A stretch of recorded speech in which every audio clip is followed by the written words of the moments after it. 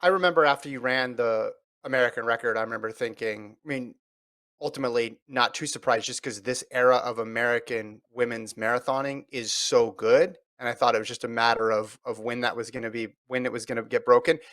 How long do you think this record is gonna hold? Now I know obviously you're gonna try to get it in a couple weeks, but do you see a time in the not too distant future when the US is gonna have multiple women, under 2:19:30 and maybe multiple women in the 2:18s? Do you share that feeling that these times are gonna come crashing down here pretty soon for the women?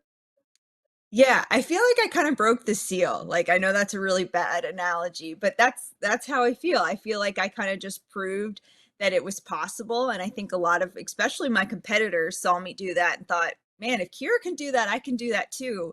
And I believe they can. So I think I think I don't think my record's going to last too long. And even when I said it, I thought that this wasn't going to last very long. I think there's a lot of really capable women and we're seeing them run really fast. So I think if I don't push that down further, I think I'm not going to have that record very much longer. Going back to World Championships, because I'm not sure everybody would have taken the leap that you did to run that race. Um, because it was such short notice from when Molly had to scratch and then you got the call.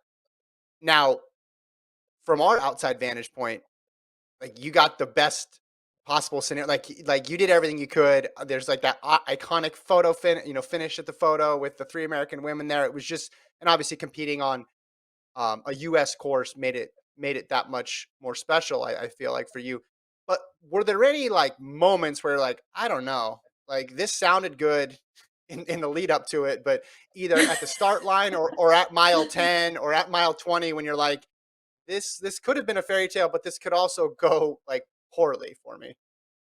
Yeah, I think I knew that going into the race, but, yeah, when I said yes, I was like, I'm gonna give it all I have," and it was, 17 days before the race, so that's usually when people are starting to taper for the marathon is when I found out about it, so I knew I couldn't really add too much to my fitness, I could only kinda take away from that feeling, like, so fresh and so fast. But I went in really like optimistic that maybe I don't have that marathon base and the long tempos and the long runs or just that practice of fueling, which I think is really what got me the most. But I went in thinking, well, I'm really fast right now, so no pace is going to really phase me and I feel really fresh.